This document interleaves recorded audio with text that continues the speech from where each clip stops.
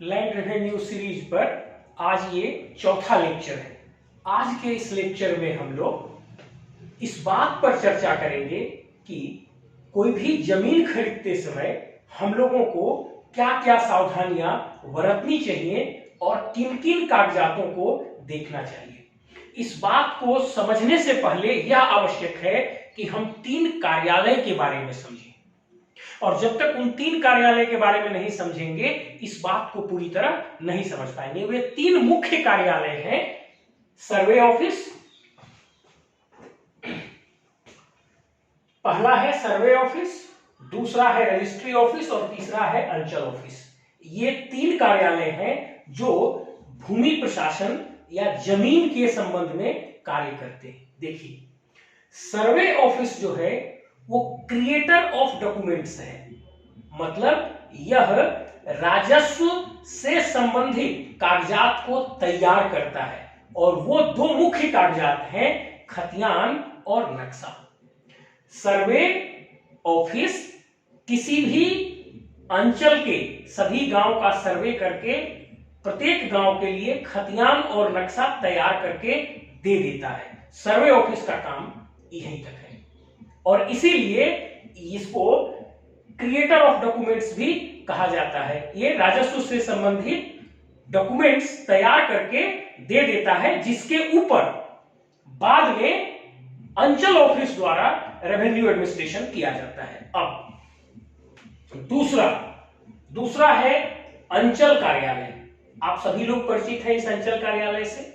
इस अंचल कार्यालय का काम है सर्वे ऑफिस के द्वारा क्रिएट करके दिए गए डॉक्यूमेंट्स के आधार पर अपने अंचल के भीतर लैंड रेवेन्यू एडमिनिस्ट्रेशन को संचालित करना, अर्थात राजस्व की वसूली करना, खरीद बिक्री होने पर दाखिल खारिज करना, लैंड रेवेन्यू जो डॉक्यूमेंट्स हैं उसको बराबर अपडेट करते रहना, और राजस्व की वसूली करके सरकार को देना। यदि सरकारी भूमि का कहीं इंक्रोचमेंट हो रहा है तो उसको रोकना, और लैंड रेवेन्यू से जुड़े हुए अन्य कार्य इस अंचल कार्यालय के द्वारा किया जाता है। मतलब ये एक तरह से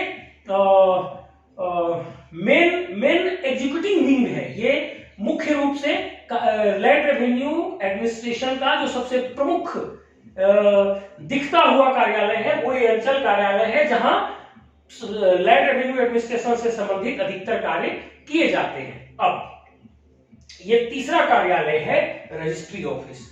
इस रजिस्ट्री ऑफिस का कार्य है जमीन की खरीद बिक्री को रजिस्ट्री करना। यहां पर विक्रेता और क्रेता दोनों लोग जाते हैं और रजिस्ट्रार के सामने एक डॉक्यूमेंट्स पर, जिसको केवाला कहते हैं, दोनों लोग हस्ताक्षर करते हैं, और उस डॉक्यूमेंट्स के माध्यम से वह जमीन विक्रेता से क्रेता को ट्रांसफर किया जाता है। ये 3 कार्यालय आपके हैं, जिसको अब आपने समझ लिया।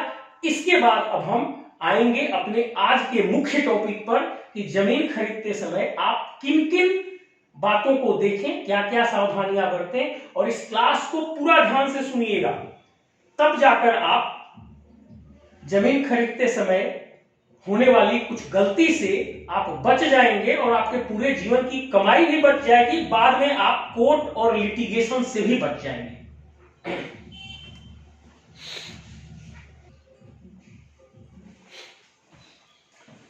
देखिए, खाता और प्लॉट के बारे में हम आप लोगों को अपने पीछे के लेक्चर में भी समझाए हैं, लेकिन आज यहां पर थोड़ा सा और एक दूसरे दृष्टिकोण से इस चीज को समझिए। जैसे पिता और पुत्र का संबंध होता है, उसी तरह से खाता और प्लॉट का संबंध होता है। आप खाता की तुलना पिता से कर सकते हैं और प्लॉट या खेसरा की तुलना पुत्र से कर सकते हैं। जैसे एक पिता के 4, 5, 10 या उससे अधिक पुत्र हो सकते हैं, वैसे ही एक खाता के अंदर 5, 10, 20, 50, 100 प्लॉट भी हो सकते हैं। जैसे मान लीजिए ये खाता नंबर 01 है, तो इसके अंदर प्लॉट नंबर 1, 3, 18, 1338, 1376 और कई प्लॉट इसमें हो सकते हैं। जैसे एक पिता के कई पुत्र हो सकते हैं, वैसे ही एक खाता के अंतर्गत कई प्लॉट हो सकते हैं। और जैसे किसी भी पुत्र का एक ही पिता होता है, वैसे ही किसी भी प्लॉट का एक ही खाता होगा। अब यहीं पर आप देख लीजिए, खाता नंबर 1 के अंतर्गत 1, 3, 18, 1338, 1376 और कई प्लॉट हो सकते हैं। लेकिन अब उल्टा चलिए, प्लॉट नंबर 1 तो इसका एक ही खाता होगा, खाता 1। प्लॉट नंबर 3 इसका भी खाता 1, प्लॉट नंबर 18 इसका भी खाता 1, मतलब सभी पुत्रों के एक पिता। यही यहां पर खाता और प्लॉट का रिश्ता है। इस बात को आप ध्यान से समझिएगा। अब हम आते हैं अपने मूल टॉपिक पर कि आप क्या सावधानी बरतें। जो सबसे पहली बात है, उस सबसे पहली बात है कि उस जमीन को आप जानिए। किसी भी व्यक्ति को आप कैसे जानते हैं? उसके पिता के नाम से और उसके नाम से। मतलब आप उस जमीन को उसके खाता और प्लॉट के नाम से जानिए। तो सबसे पहले जिस जमीन को आप खरीदने जा रहे हैं, उसका खाता नंबर और प्लॉट नंबर आप पहले नोट करिए। और खाता हुआ पिता और प्लॉट हुआ पुत्र। अब इससे आप उस जमीन को आप समझिए।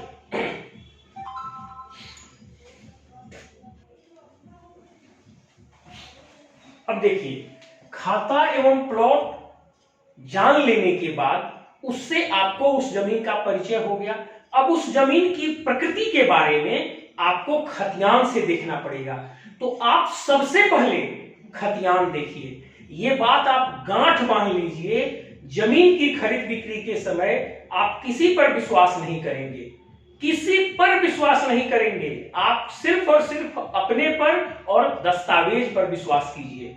अब सबसे जो पहला दस्तावेज है जिसको आपको देखना है, वो दस्तावेज है खतियान। आप खतियान देखिए। अब यहां पर दो प्रश्न आएगा आपके मन में कि खतियान तो ऑनलाइन में है, तो हम ऑनलाइन से खतियान देख लेते हैं। ठीक है, आप ऑनलाइन से खतियान को देख लीजिए, उसकी प्रति को डाउनलोड करिए। लेकिन आप खतियान निश्चित रूप से जो ऑफलाइन खतियान है उसको भी देखिए। यदि नया सर्वे नहीं हुआ है, पुराना सर्वे का एरिया है, तो आप जिला के अभिलेखागार में जाइए और वहां से खतियान का नकल निकालिए और उस खतियान को पढ़ के देखिए। दूसरा, यदि वहां पे नया सर्वे हुआ है तो मैं गारंटी के साथ कहता हूं, सर्वे ऑफिस पूरा खतियान का बंडल उस अंचल कार्यालय को सीओ साहब को बुलाकर सुपुर्द किया होगा। और वो खतियान या तो राजस्व कर्मचारी के पास होगा, या तो वो खतियान आपके अंचल कार्यालय में ही बड़ा बाबू या कोई जो जिम्मेदार कर्मचारी होंगे उनके पास होगा।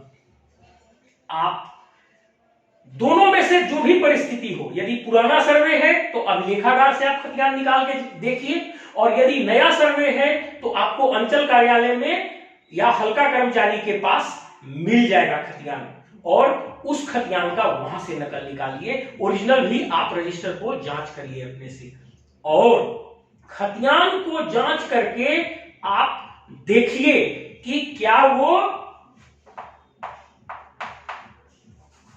वो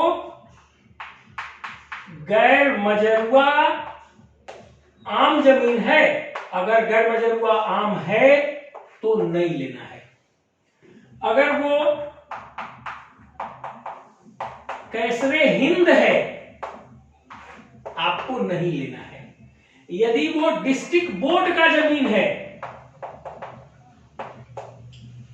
डिस्ट्रिक्ट बोर्ड का जमीन है, आपको नहीं लेना है। अगर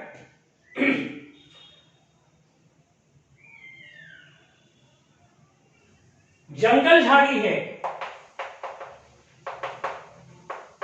अगर वो जंगल झाड़ी जमीन है तब भी आपको नहीं लेना है। तो ये बात ध्यान रख लीजिए कि खतियान में जैसे ही आप देखते हैं कि गैर मजरूआ आम है या कैसरे हिंद है या डिस्ट्रिक्ट बोर्ड की जमीन है या जंगल झाड़ी है, तो आप निश्चित रूप से उस जमीन को नहीं लेंगे। अब आगे और देखिए, यदि वह जमीन SC ST खाता का है, SC ST लैंड है यदि वो, तब भी जो जनरल आदमी है, जो सामान्य वर्ग के, सामान्य समाज के आदमी हैं, वो उस जमीन को नहीं ले सकते। एसपीटी एक्ट के सेक्शन 20 में और सीएनटी एक्ट के सेक्शन 46 में बहुत विस्तार से बताया गया है कि SC ST खाता की जमीन को उसी थाना के SC ST के लोग ही ले सकते हैं, और इसकी एक अलग प्रक्रिया होती है, उसे दूसरे वर्ग के लोग नहीं खरीद सकते। अब मैं रिपीट करता हूं, जरा ध्यान से सुनिए। यदि गैर बजरुआ आम है, नहीं खरीदना है जमीन। यदि कैसरे हिंद है, तब भी नहीं खरीदना है। यदि डिस्ट्रिक्ट बोर्ड की है, नहीं खरीदना है। यदि जंगल झाड़ी है, नहीं खरीदना है। यदि SC ST की जमीन है, नहीं खरीदना है। इस प्रकार का अगर कुछ भी चीज आपको दिख जाता है, वह जमीन कितनी भी सस्ते में आपको मिल रही हो, इस जमीन को किसी भी कीमत पर आप मत खरीदिए। अब आइए अगला चीज देखिए।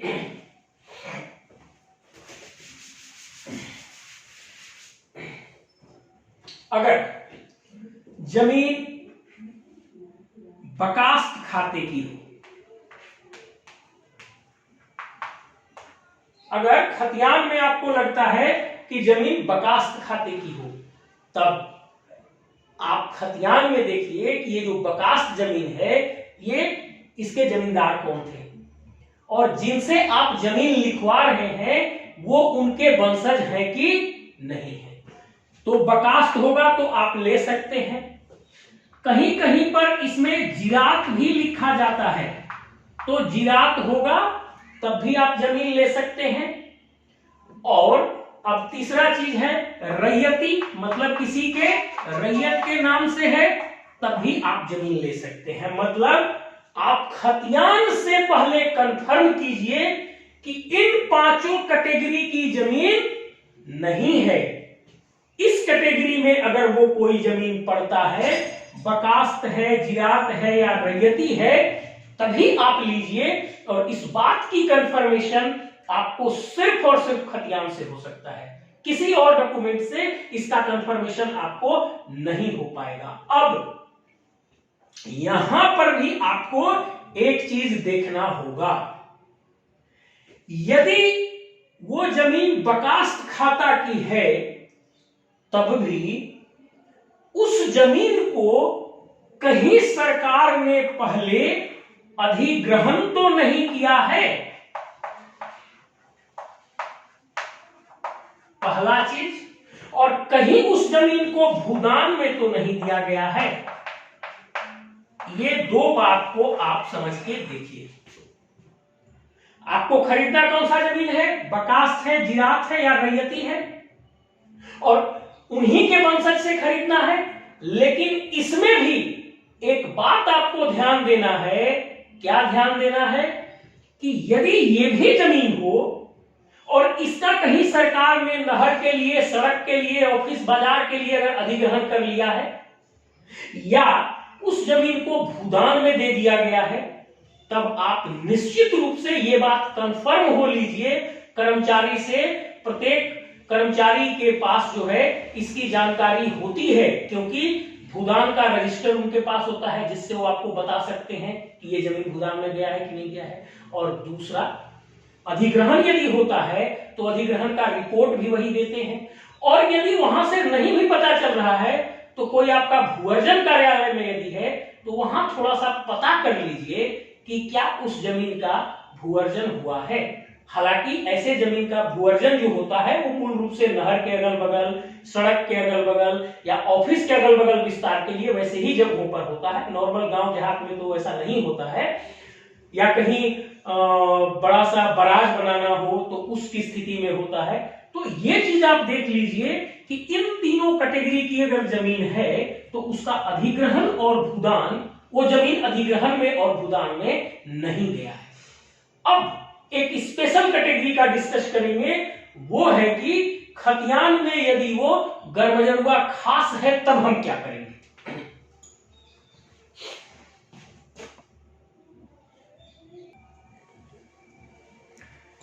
अब देखिए, यदि जमीन गैरमजरूआ खास है तब आप क्या करेंगे? देखिए, गैरमजरूआ खास तभी रैयत के पास आएगा जब उसकी बंदोबस्ती की गई हो। अब आप ध्यान से समझिए कि बंदोबस्ती 1146 से पहले की है या 1146 से बाद की है। तो जो झारखंड सरकार के जो रेवेन्यू से संबंधित परिपत्र हैं, जब आप उसको देखिएगा तो उसमें 1146 को ये बनाया गया है। तो अगर 1146 के पहले की बंदोबस्ती की हुई वो जमीन है, तभी उस बंदोबस्ती को वैध माना जाएगा और तभी उस जमीन को आप खरीदेंगे। यदि 1146 के बाद की है, 1146 के बाद की बंदोबस्ती है, तो सरकार के परिपत्र के अनुसार ये जमीन लेने लायक नहीं है। अब जैसे ही आप जमीन का खतियान देखेंगे, खतियान में वो जैसे ही गैरमजरूआ खास दिखा, आपको पहला काम जो करना चाहिए, विक्रेता से पूछना चाहिए कि इस जमीन के बंदोबस्ती के आप कागज दीजिए।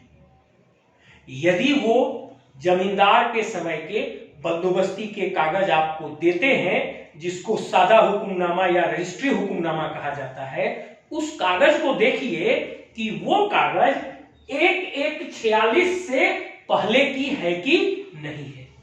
यदि वो बंदोबस्ती 1146 से पहले की है, इसका मतलब पहला बिंदु, जो पहली जांच है, वो सही है। अब आप उस पर आगे बढ़िए। जब 1146 को बंदोबस्ती हुई तो 1950 के बाद में सीओ आए और सीओ जो है ये अपने ऑफिस से रसीद काटने लगे। उससे पहले तो जमींदार ही काटते थे। तो जब 1146 में आप 1146 से पहले अगर आपकी बंदोबस्ती हो गई, मतलब 1946 से पहले, if the land was settled in your name or in the name of your forefathers, then you must see some of the receipts, land revenue receipts issued by landlord itself. मैं क्या कहना चाहता हूं कि झारखंड सरकार का जो परिपत्र है, वह एक डेट फिक्स करता है कि 1146 से पहले की बंदोबस्ती है तब मान्य होगी। तो आप सबसे पहले उस आदमी से बंदोबस्ती का कागज देखेंगे, और बंदोबस्ती के कागज में यदि आप देखते हैं वो 1146 से पहले की बंदोबस्ती है, मतलब पहला बिंदु सही है। अब दूसरा बात है कि जब 1146 में बंदोबस्ती हुई और उसके बाद 1950 में नसीब आए, तो 46 से 1950 के बीच में जमींदार कुछ तो आपसे रसीद राशि वसूला होगा, लैंड रेवेन्यू, और आपको रसीद दिया होगा। तो आप उनसे पूछिए कि बंदोबस्ती के साथ साथ जमींदार के द्वारा दिया हुआ एक दो ठो हमको लैंड रेवेन्यू रिसिप्ट दिखाइए, ताकि जिससे ये पता चले कि ये कागज फेक नहीं है, बल्कि जमींदार ने बंदोबस्ती के बाद इनको एक दो ठो रसीद भी काट के दिया है। यहां तक हो गया। अब ये दो चेक आपका हो गया, मतलब बंदोबस्ती 1146 से पहले की है, उसके बाद जमींदार के द्वारा जारी किया गया एक दो ठो रसीद है। ये दो चीजें हो गई। अब आपको तीसरा चीज देखना है। क्या? तो 1955-56 में फील्ड बुझारत हुआ था, मतलब जमींदार ने किसको किसको बंदोबस्ती किया, बहुत सारे डॉक्यूमेंट अंचल कार्यालय को, मतलब सीओ को नहीं मिल पाए। जमींदार की जगह पर सीओ आए, जमींदार को सारा कागज सीओ को देना था, सारे कागज नहीं मिल पाए। तब सरकार ने तय किया फील्ड बुझारत होगा, और फील्ड बुझारत में सीओ को अपने दल बल के साथ, अंचल अधिकारी को अपने दल बल के साथ जमीन पर जाना था और वहां जाके पता करना था कि कौन किसके कब्जे में और कैसे है। और उस समय सीओ साहब एक रेकर्ड खोलते थे और फॉर्म एम जो है उसमें आपके नाम से वो चीज लिखते थे, जिसको आप अपने बुजुर्गों से सुनिएगा, एम फॉर्म। तो उस एम फॉर्म में सीओ साहब पूरा लिखते हैं कि हाँ, खाता ये मतलब गैरमजरूआ खास, खाता ये प्लॉट फलाना, और उसमें पूरा आपका पूर्वज का विवरणी होगा। आप तो उस समय होंगे नहीं, उस समय पूर्वज होंगे, तो उनकी पूरी विवरणी जो है सो दिया हुआ रहेगा, और ये खाता प्लॉट इनके नाम से पाया गया, और उसके आधार पर रजिस्टर 2 में उनका नाम चढ़ा और रसीद कटा। मतलब तीसरा चीज आप देखेंगे कि फील्ड बुझारत के समय सीओ के द्वारा फॉर्म एम में उनके या उनके पूर्वज के नाम से वो जमीन दी हुई है कि नहीं। अब जैसे ही 56 में वो जमीन उनके या उनके पूर्वज के नाम से फॉर्म एम में दी गई होगी, तब उसकी जमाबंदी कायम करके कुछ रसीद भी सीओ ऑफिस से आया होगा। तो 56, 57, 58, 60 का कोई रसीद पूछिए। उसके बाद बीच में का आप रसीद पूछिए, 75 का होगा, 67 का होगा, 76 का होगा, 80 का होगा, 85 का होगा, 2005 का होगा, 2015 का होगा। ये रसीद उनसे पूछिए कि आप हमको रसीद दिखाइए। यदि इतनी चीजें आपको मिल जाती हैं तब वो लगभग 90% सही है। अब आप उसको खरीद सकते हैं, उसमें आप लिटिगेशन में नहीं पड़ेंगे या आपके जीवन भर की गाढ़ी कमाई उसमें बर्बाद नहीं होने जा रही है। 90% लगभग कंफर्म हो गया। अब आप यहां तक देख लेने के बाद, मतलब बंदोबस्ती जमींदार के द्वारा 1146 से पहले हुई हो, जमींदार के द्वारा जारी किया गया कुछ रसीद हो, फील्ड बुझारत का फॉर्म एम हो, उसके बाद सीओ के द्वारा माने अंचल ऑफिस के द्वारा दिया गया कुछ रसीद हो जो 50 के दशक का, 60 के दशक का, 70 के दशक का, 80 के दशक का, मतलब एक दो रसीद प्रत्येक दशक का आपको दिख जाए, भले वो लगातार ना हो, ये सारी चीजें आपको दिख जाए, तब आप लगभग आश्वस्त हो जाइए कि ये जमीन सही है और इसको हम अब खरीद सकते हैं। अब इसमें एक फाइनल चेक आपको देखना है रजिस्टर 2 में। अब हम आते हैं रजिस्टर 2 में, आप क्या देखेंगे।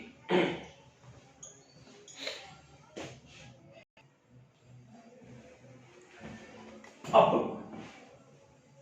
खतियान को देख लेने के बाद आपका जो तीसरा चेक है, वो तीसरा चेक है रजिस्टर 2 के बारे में। अब आप पहले रजिस्टर 2 को देखिए कि उसमें क्या स्टेटस है। अब आप देखिए, हम लोगों की जो एक बहुत बड़ी कमी है, इस लेसन को याद रखिएगा कि हम लोगों के दादा परदादा या उनके दादा के नाम से जमीन रहता है और हम लोग ये दिखाने की कोशिश करते हैं गांव देहात में कि हम लोग अभी एकीकृत हैं, और इस एकीकृत को दिखाने के चक्कर में उस लैंड रेवेन्यू के रसीद कई सालों तक नहीं कटाए जाते, वो जमीन का बाइफर्केशन नहीं किया जाता और बाद में हजारों लड़ाइयां पैदा होती हैं, फिर लोग कोर्ट में जाते हैं। यहां पे मैं एक बोनस आपको बताता हूं टिप्स में कि अपने जीवित काल में अपने बच्चों के बीच में जमीन का बंटवारा जरूर करें, और बंटवारा जो करेंगे आप उसका रजिस्ट्री करवा दें ताकि वो पत्थर की लकीर हो जाए 3 साल में, और उस पर दाखिल खारिज करवा दें ताकि बाद में आपके बच्चे उस चीज के लिए न लड़े। चलिए हम इससे हट के अब पुनः आते हैं अपनी जगह पर। आपको तीसरा चेक देखना है रजिस्टर 2 का।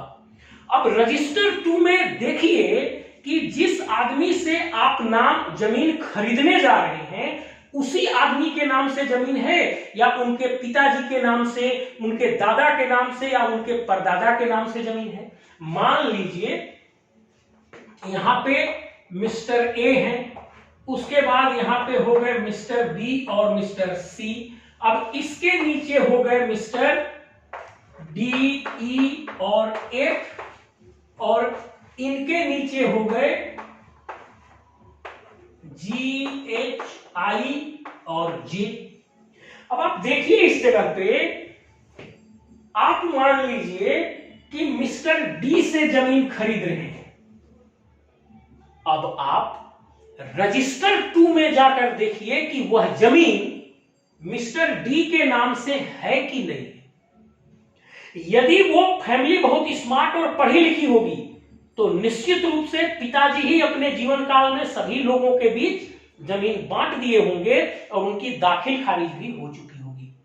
और यदि वो जमीन मिस्टर डी के ही नाम से है और मिस्टर डी से ही आपको खरीदारी करना है, तब कोई दिक्कत नहीं है, उसी के नाम से रजिस्टर 2 में है तो आप उस जमीन को बड़े आराम से खरीद सकते हैं। मतलब अब आप 95-96% श्योर हो गए कि अब आपको इस जमीन को खरीदने में कोई दिक्कत लगभग नहीं होगी। अब एक बात फाइनल बचेगा जो मैं बाद में बताऊंगा, लेकिन यदि वह जमीन मिस्टर ए के नाम से ही अभी निकल रही है। अब आप सोच के देख लीजिए, अगर वो जमीन मिस्टर ए के ही नाम से निकल रही है और बेचने जा रहे हैं मिस्टर डी, तब आपको एक वंशावली बनवाना चाहिए और वो वंशावली यहां से शुरू होगा। और जैसा मैंने यहां पे वृक्ष बनाया है, जैसा मैंने ट्री बनाया है यहां पे, हेरिडिटरी ट्री, ये इसी रूप में वो वंशावली बनेगा। और उस वंशावली में अब आप देखिए कि ये जो मिस्टर डी है, ये वास्तव में मिस्टर ए के वंशावली में आते हैं कि नहीं। नहीं तो बहुत सारे लोग आजकल फेक रजिस्ट्री करते हैं जाकर, जिसमें आपको फंसा देंगे। वो मिस्टर डी है ही नहीं, वो कोई मिस्टर एक्स वाई जेड है, वो कहेंगे मैं ही डी हूं। तो आपको वो वंशावली से कंफर्म करना होगा। आप वंशावली में देखिए कि यदि वो जमीन मिस्टर ए के नाम से है और मिस्टर डी बेचना चाहते हैं, तो मिस्टर डी उस वंशावली में है कि नहीं। और आपको एक वंशावली बनवाना चाहिए शपथ पत्र पर, जो वंशावली ए से शुरू होगा और मिस्टर डी तक आएगा। तब आप कंफर्म हो जाएंगे कि उसी वंश वृक्ष के ये आदमी हैं, ये बेच सकते हैं। ये पहली बात। अब इसमें दूसरी बात आपको और कंफर्म करना है कि ये जितना जमीन बेचने जा रहे हैं, उतना जमीन इनके हिस्से में है भी कि नहीं है। मान लीजिए इनके पास 24 एकड़ जमीन है, तो यहां पर पड़ेगा 12 एकड़, यहां पे पड़ेगा 12 एकड़। अब यहां चूंकि 3 आदमी हैं, तो यहां पे 4-4 एकड़ जमीन पड़ेगा। और यहां पर चूंकि 4 आदमी हैं, तो यहां पर 3-3 एकड़ जमीन पड़ेगा। अब ध्यान से इस बात को समझिए, ये जो मिस्टर डी है, ये 4 ही एकड़ के हकदार हैं। अब रसीद जो कटती है, जो जमाबंदी पंजी है, उसमें मिस्टर ए के नाम से 24 एकड़ जमीन दिख रहा है। तो वंशावली के अनुसार मिस्टर डी तक मात्र 4 एकड़ जमीन पड़ेगा। इसका अर्थ यह हुआ कि मिस्टर डी से आप सिर्फ और सिर्फ 4 ही एकड़ जमीन ले सकते हैं। यदि 4 एकड़ से ज्यादा ये रजिस्ट्री करते हैं, तब आप कहीं ना कहीं एक समस्या की ओर जा रहे हैं, एक बहुत बड़े समस्या की ओर जा रहे हैं। क्योंकि 4 एकड़ से अधिक जमीन का जमीन पड़ेगा ही नहीं, तो ये 4 एकड़ से अधिक का जमीन आपको रजिस्ट्री नहीं कर सकते हैं। ये बात आप ध्यान में रख लीजिए। 4 एकड़ से अधिक का जमीन इनको पड़ेगा नहीं। अगर ये उससे अधिक आपको रजिस्ट्री कर रहे हैं, तो ये गलत है। अब यहां पे एक बात, मतलब आपको मिस्टर डी से 4 एकड़ ही जमीन रजिस्ट्री करवाना है। अब एक और बात, जमीन तो है इनके नाम से, जमीन तो है 24 एकड़। ये मान लीजिए कि आपको 4 ही एकड़ रजिस्ट्री कर रहे हैं, तो जो 4 एकड़ आपको रजिस्ट्री किया जा रहा है, वो 4 एकड़ क्या इनके हिस्से में है? नहीं तो ये उठेंगे और सड़क पर का पूरा 4 एकड़ आपको रजिस्ट्री करने चले आएंगे। आप भी सोचिएगा कि यहां तक के क्लास में तो हम देख ही रहे हैं कि इनको 4 एकड़ पड़ रहा है, मैं खरीद रहा हूं। लेकिन जैसे ही आप आगे बढ़िएगा, ये सारे लोग अपोज करेंगे, क्योंकि 4 एकड़ सड़क पर का ये बेच रहे हैं, जिसमें उनकी सहमति तो है नहीं। तब आपको जमीन लिखवाने से पहले ये बात कंफर्म करना चाहिए इस आदमी से कि आपके जो बाकी के वंशावली में लोग हैं, उनसे हमको गवाही दिलवाइए। एक बात याद रखिएगा, यदि मान लीजिए कि जमीन मिस्टर ए के नाम से 24 एकड़ है, मिस्टर डी जो उनके पोता हैं, वो आपको 4 एकड़ जमीन लिखने जा रहे हैं, 4 एकड़ उनका हिस्सा भी पड़ता है। और यदि ये जो 4 एकड़ लिखने जा रहे हैं, इसमें अगर EFGHIJ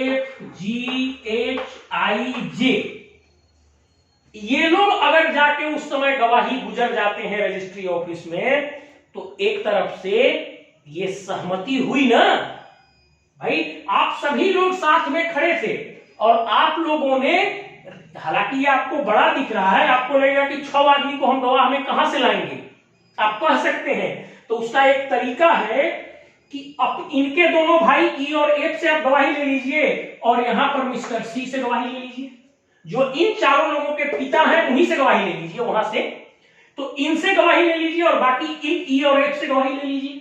और अगर आप इस तरह से गवाही ले लेते हैं तब आपकी वो रजिस्ट्री मुकम्मल हो जाती है, क्योंकि आप लोगों ने उस बिक्री को स्वीकार किया। मतलब आप लोग भले कागज पर न बटे हों, लेकिन बटने का आपने स्वीकार किया, आपने माना कि ये जमीन मिस्टर डी की है और यहां से आपने सहमति दिया उस वंशावली से और यहां से इन दोनों ने सहमति दे दिया, तब ये आपकी रजिस्ट्री पुख्ता होगी। अगर ये जाते हैं और धीरे से आपको रजिस्ट्री कर देते हैं और गांव के दो चार किसी भी आदमी को पैसा खिला के रजिस्ट्री ऑफिस ले आते हैं और गवाही गुजार देते हैं, आप उस समय तो कर लीजिएगा, लेकिन उसके बाद ना आप उस जमीन पर चढ़ पाइएगा ना दाखिल खारिज हो पाएगा। और अगर इसमें से कोई भी स्मार्ट निकला तो सिंपल सिविल कोर्ट चला जाएगा और सिविल कोर्ट में 3 साल तक रजिस्ट्री को तोड़ने का प्रावधान है, वो रिट करेगा और रिट में वो स्पष्ट कहेगा कि जमीन तो इनके नाम से है, इनको तो दिया नहीं, इनके नाम से तो है नहीं, और जिस जमीन को बेचे उस पर कब्जा हम सबका है, ये कैसे बेच रहे हैं, तो आपका लिया दिया सब बेकार हो जाएगा। इसलिए आप ये ध्यान रखिए कि जब भी आप जमीन रजिस्ट्री कराते हैं तो सबसे पहली बात तो आप इंश्योर करिए कि उसी के नाम से रसीद हो, और यदि उसी के नाम से रसीद है तब ठीक है, लेकिन अगर ऊपर किसी के नाम से रसीद है तो उस वंशावली के अधिक से अधिक लोगों से उस केवाला पर आप रजिस्ट्री ऑफिस में रजिस्ट्रार के सामने साइन करके गवाही दिवाइए, तब बाद में ये लोग विरोध नहीं कर सकते, क्योंकि आप वहां स्पष्ट कर सकते हैं कि ये देखिए आपका दस्तखत है, आपने दस्तखत किया है तब हम ये जमीन खरीदते हैं। एक तरह से ये बाकी लोग स्वीकार कर लेंगे कि ये डी जो है अपने हिस्से का जमीन बेच रहा है और उसको बेचने दीजिए, और तब ऐसा संभव है। लेकिन मैं ये कहूंगा कि सबसे पहले उनको ये कहिए कि यहां से आप दाखिल खारिज करा के अपने नाम पर ले आइए, और यहां जब आप अपने नाम पर दाखिल खारिज कराकर ले आइएगा तभी हमको रजिस्ट्री करिए, वो सबसे बेस्ट होता है। और अगर ऐसा नहीं है तब जैसा मैं बताया कि आप इनसे रजिस्ट्री कराइएगा तो इन लोगों से गवाही लीजिए, उस वंशावली के लोगों से गवाही लीजिए, उनका टाइटल उस पर बनता है। बगल के तीसरे चौथे आदमी से गवाही लेने से कोई फायदा आपको नहीं होना है, आप उनके वंशज से गवाही लीजिए, और जब आप उनके वंशज से बात करिएगा तो आपको यह भी पता चल जाएगा कि उस जमीन की क्या स्थिति है।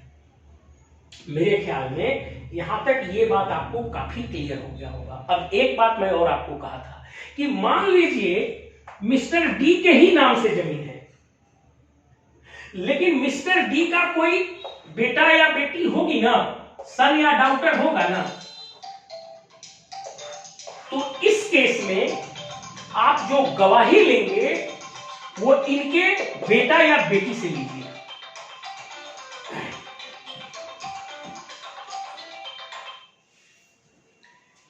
इस केस में यदि इन्हीं के नाम से जमीन है, मिस्टर डी के ही नाम से, तब आपको जो गवाही लेना चाहिए वो गवाही मिस्टर डी के बेटा और बेटी से लीजिए, सो दैट वो बाद में उसका अपोज ना कर सकें, वो ये ना कह सकें कि ये तो जमीन जो है वो मेरा था। ये बात आप ध्यान में रख लीजिए। और नहीं तो फिर उनकी पत्नी से गवाही लीजिए, मतलब उसी परिवार के लोगों से गवाही लीजिए जिसका उस जमीन पर अधिकार बनता हो।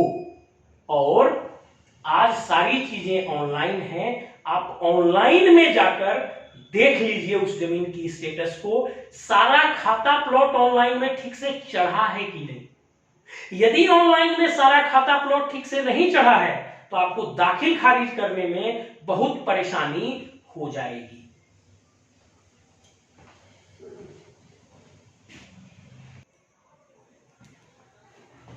अब एक बिंदु आप और देखिए कि आजकल दाखिल खारिज सब ऑनलाइन होता है, तो दाखिल खारिज ऑनलाइन होने के लिए यह आवश्यक है कि जो आदमी जमीन बेच रहा है वहां उनके या उनके पूर्वज के नाम से उनके सभी जमीन का खाता और प्लॉट ठीक से चढ़ा हो। यदि खाता और प्लॉट ठीक से नहीं चढ़ा हुआ हो तब आप वो रजिस्ट्री करा के ही क्या करेंगे, आपके नाम से दाखिल खारिज ही नहीं हो पाएगा।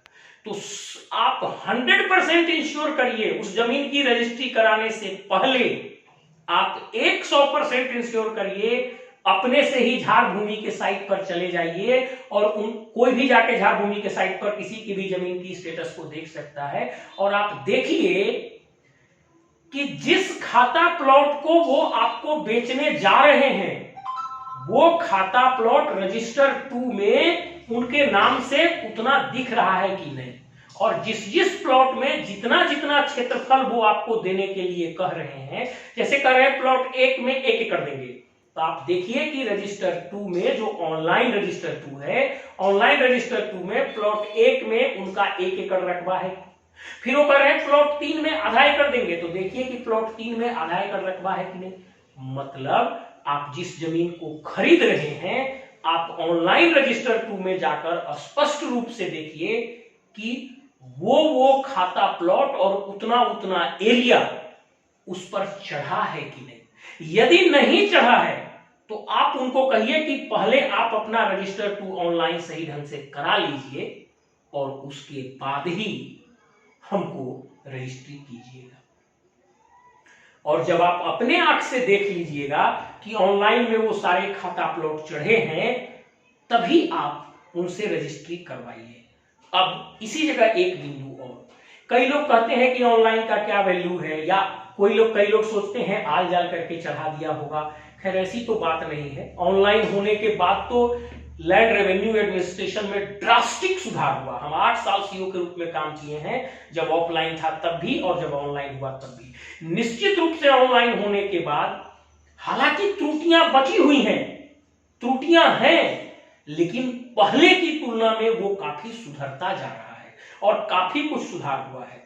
यदि आपको लगता है कि ऑनलाइन रजिस्टर 2 पर कैसे भरोसा कर ले, तो आप उनको कहिए वो एलपीसी बनवा लीजिए। और एलपीसी जारी होता है अंचल कार्यालय से, जिसको कहते हैं लैंड पजेजन सर्टिफिकेट, मतलब जमीन कब्जा का सर्टिफिकेट। तो अगर एलपीसी बन जाता है तो वो उसको पुख्ता कर देता है कि ऑनलाइन रजिस्टर 2 में दिख ही रहा है और इनके पास एलपीसी मतलब अंचल का कार्यालय भी इनके इस जमीन के कब्जा को प्रमाणित करता है।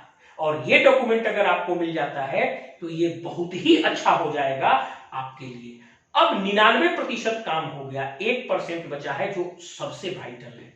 लास्ट में आप पता कर लीजिए कि उस जमीन पर कहीं कब्जा का तो विवाद नहीं है किसी से।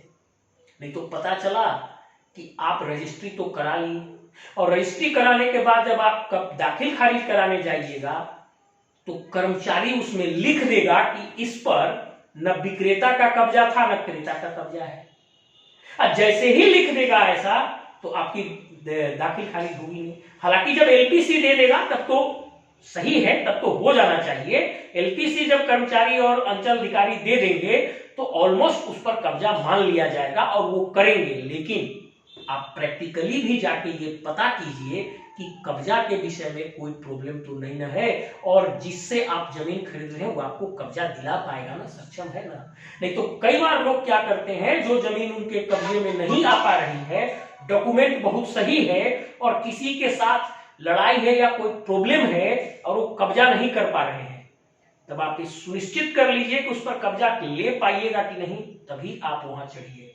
और नहीं तो फिर कब्जा लेने के लिए आपको प्रशासन का सहारा, कई सारे समस्याएं उत्पन्न होंगी। इसलिए जो 1% है वो सबसे वाइटल है कि आप जाके पता कर लीजिए कि उस पर कब्जा उनका है न विक्रेता का। और जब इतनी चीजें हो जाएंगी तब आप जमीन को रजिस्ट्री करवाइए रजिस्ट्री ऑफिस में जाकर। और जैसा मैं कहा, रजिस्ट्री करते समय उस वंशज के अन्य लोगों से भी गवाही जरूर लीजिए उसके वाला पर। अब 1-2 और बोनस बातें मैं बता रहा हूं, इसको ध्यान से सुनिएगा। जो केवाला लिखाता है वो स्टाम्प वेंडर लोग लिख देते हैं या वहीं पे बैठे हुए लोग लिख देते हैं। आपको पढ़ना चाहिए उस केवाला को। वो जमीन खतियान में किसका था, वो जमीन विक्रेता को कैसे मिला, उस जमीन पर विक्रेता कितने दिनों से काबिज है, अब वो आपको कैसे दे रहा है, ये सारी बातें आपको केवाला में पढ़ना चाहिए। अब आप कहिएगा इतना कौन लफड़ा ले, आप पूरे जीवन की पूंजी फंसा रहे हैं उस जमीन को खरीदने में, और एक गलती पूरा जीवन आपको उजाड़ देगी। इसलिए उस केवाला को पढ़ लीजिए, और एक बार जब ये बताए हुए चीजों को आप कर लीजिएगा तो आगे से आपको कभी तकलीफ ही नहीं होगी। जैसे एक चैप्टर को आप एक बार पढ़ लीजिएगा तो दोबारा पढ़ने में क्या दिक्कत है, तो बहुत आसानी से पढ़ सकते हैं। तो आप एक बार इसको आजमा के देखिए, उस केवाला को देखिएगा कि वो ढंग से लिखा हुआ है कि नहीं, खतियान में किसका था, इनको कैसे मिला, कितना दिन कब्जा रहा, कैसे इन पर ट्रांसफर हुआ, ये सारी बातें केवाला में लिखी जानी चाहिए, और तब जाके वो जो है जमीन आपको रजिस्ट्री कराना चाहिए केवाला को पढ़ के। ये आपके लिए बहुत आवश्यक है। एक दो बात और, भले ही ऑनलाइन हो गया है रेवेन्यू डॉक्यूमेंट, लेकिन आप कल्पना करके देखिए कि आज जितने भी विवाद हैं वो किस लिए हैं। यदि लैंड रेवेन्यू डॉक्यूमेंट्स सही होते तो 3.5 करोड़ केसेस जो हैं वो कैसे होते। मतलब कहीं ना कहीं लैंड रेवेन्यू डॉक्यूमेंट सही से नहीं है, इसीलिए प्रॉब्लम है। चाहे रैयत ने नहीं रखा, चाहे कार्यालय में नहीं रखा जा सका, जो भी रीजन रहा हो, इसीलिए तो गवर्नमेंट ने एक बहुत बड़ा पहल किया ऑनलाइन करने का, और बहुत बड़ा पहल किया, एक बहुत बड़ी सुधार है प्रशासन की ऑनलाइन। लेकिन इसके बावजूद भी एक कल्पना करिए, सर्वर फेल हो जाए तो, कोई समस्या हो जाए तो आपको प्रत्येक कुछ दिन पर झाड़ भूमि का साइट खोल के अपने जमीन को चेक करते रहना चाहिए, और आपको उसका प्रिंट आउट निकाल के एक बक्सा में रखते जाना चाहिए, ताकि आपको पता रहेगा कि इस तारीख तक हमारा ये खाता प्लॉट, हमारा जमीन दिख रहा था। कभी भविष्य में प्रॉब्लम हो तो आप उस प्रति को कोर्ट में दिखा सकते हैं कि इस तारीख तक ऑनलाइन में ये जमीन मेरे नाम पर था, अब ये कैसे वहां चला गया। ये बात आप जरूर समझ लीजिएगा, और 6 महीना साल भर पर अंचल कार्यालय में जाकर अपने जमीन से संबंधित एलपीसी ले लिया कीजिए, वो भी आपके जमीन के कब्जा का पुख्ता प्रमाण होगा। एक बात समझ लीजिए, आपकी थोड़ी सी ये सावधानी आपके पुश्त दर पुश्त को बहुत आराम से रखेगी, और जो लोग भी बुद्धिमान थे उन्होंने अपने डॉक्यूमेंट संभाल के रखे हैं। एक और अंतिम बात, जहां भी सर्वे हुआ है, सर्वे ऑफिस ने एक खतियान रैयत को दिया होगा, यदि भूल गया किसी गलती से तो आप अंचल कार्यालय में जाकर उसकी प्रति जरूर निकालिए, और उसको ओरिजिनल जरूर रखिए। अगर पुराना भी है तो अभिलेखागार से भी निकाल के रखिए, आपको बहुत काम करेगा। Thank you. अगर पूरा क्लास सुनने के बाद आपको लगता है कि ये आपके जीवन में कुछ सहयोग कर सकता है, कुछ वैल्यू ऐड कर सकता है, तो आप कृपया इसे लाइक कीजिए, जिससे मेरा मनोबल बढ़ेगा इस पर और आगे काम करने के लिए, और इसको सब्सक्राइब भी कीजिए। Thank you.